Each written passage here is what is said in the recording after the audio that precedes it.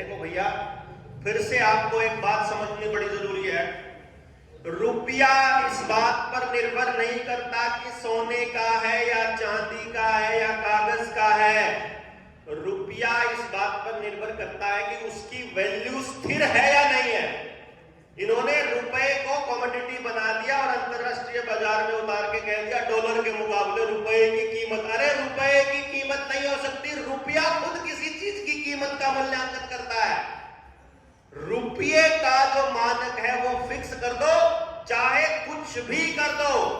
आप कह दो 1 किलो अनाज के बराबर 1 रुपया, फिक्स हो गया। ये फिक्स रहे जिंदगी भर, ताउम्र पूरे सृष्टि जब तक रहे, कभी किसी का शोषण नहीं हो सकता।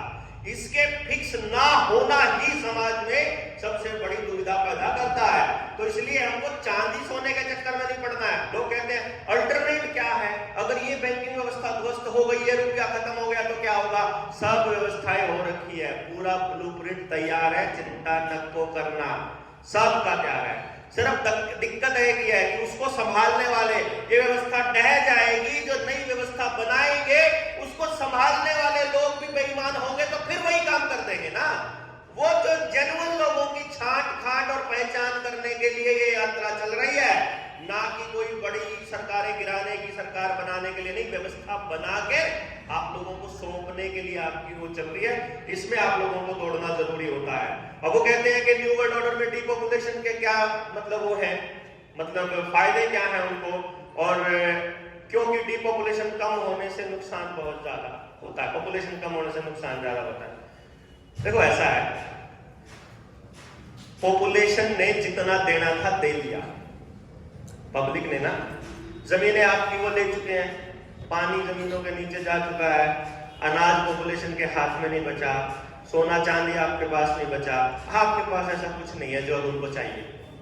अब उनको जंगलों से चाहिए, जो जंगलों में पड़ा है, लिथियम पड़ा है, कोयला पड़ा है, लोहा पड़ा है, बॉक्साइट एल्यूमिनियम वो पड़ा है, सोना पड़ा है, अब ये चाहिए उनको। इसके लिए जंगल खाली करने जरूरी है। इसके लिए ही धारा 370 जैसा नाटक ड्रामा किया गया था। अभी देखो ना, बीजेपी के जो सपोर्ट करने वाले लोग हैं उनको लगता है कि 370 हट गई, फिर एक बार चेक करो जरा हट गई है क्या सच्ची में, पता चलेगा ना 370 का बस एक क्लॉज हटाया था। अच्छा, उस क्लॉज में ऐसा क्या था जो हटाया था, उसमें सिर्फ एक ही लाइन थी कि बाहर का आदमी जमीनें खरीद नहीं सकता, तो बस सिर्फ वो हटाया था। तो वो क्लॉज हटाया, अडानी को लिथियम वाले जंगल दिए और अब फिर स्टेट बना दिया। गेम समझ नहीं आया ना?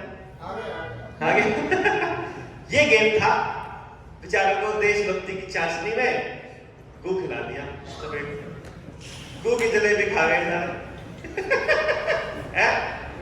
पता ही नहीं चला उनको।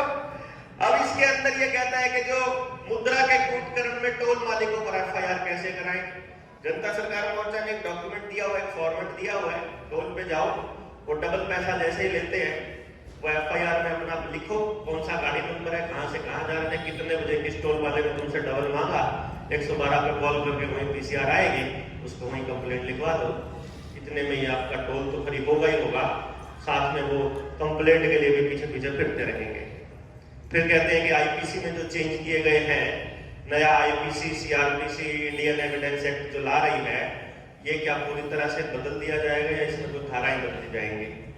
देखो दोस्तों, सीआरपीसी आईपीसी में सिर्फ वो बदला जाएगा जहां से इनकी सत्ता हिलती होगी, जिन कानूनों से, जैसे अभी कोयलेज एक्ट वाले हैं, डिवैल्यूएशन वाले हैं, ये वाले बदले जाएंगे जहां ये फंसते होंगे। मैं कुछ मुद्दे हैं ऐसे अभी मैं बोल नहीं सकता।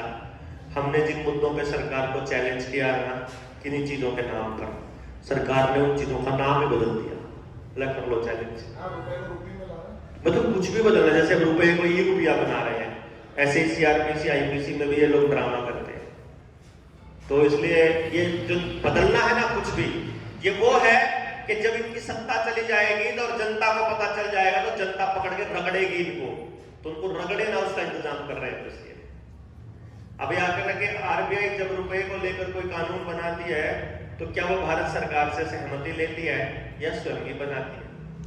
आपको जानकर बड़ी हैरानी होगी कि आरबीआई कोई कानून नहीं बनाता। कानून बनाता है भारत सरकार पैसे को लेकर के। और जब हमने सवाल पूछा कि इन मुद्दों पर सरकार किस तरह से कानून बनाती है, तो हमको प्राइम मिनिस्टर ऑफिस ने बताया कि हम लोग आरबीआई की सिफारिश पर कानून बनाते हैं।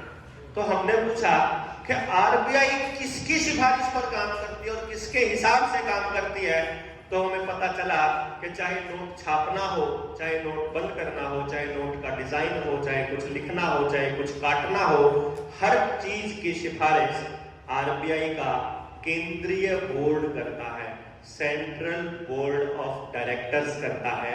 And central board of directors में बैठे हैं Ratan Tata, Nandan Nilekani, Anand Mahindra and so on. देश के पूंजीपति बैठे हैं, वो कहेंगे वैसे आरबीआई सिफारिश भेजेगी और उस सिफारिश के हिसाब से भारत सरकार कानून बनाएगी। ये नियम इन लोगों ने बनाया हुआ है। साथ में लिखा है कि अगर सहमति लेती है तो जनता को कानून बनाने से पहले क्यों नहीं बताई जाती और कि हम ये कानून बनाने जा रहे हैं। और अगर आरबीआई बनाती है तो हक किसने दिया? आरबीआई तो बनाती नहीं है, तो हो गया।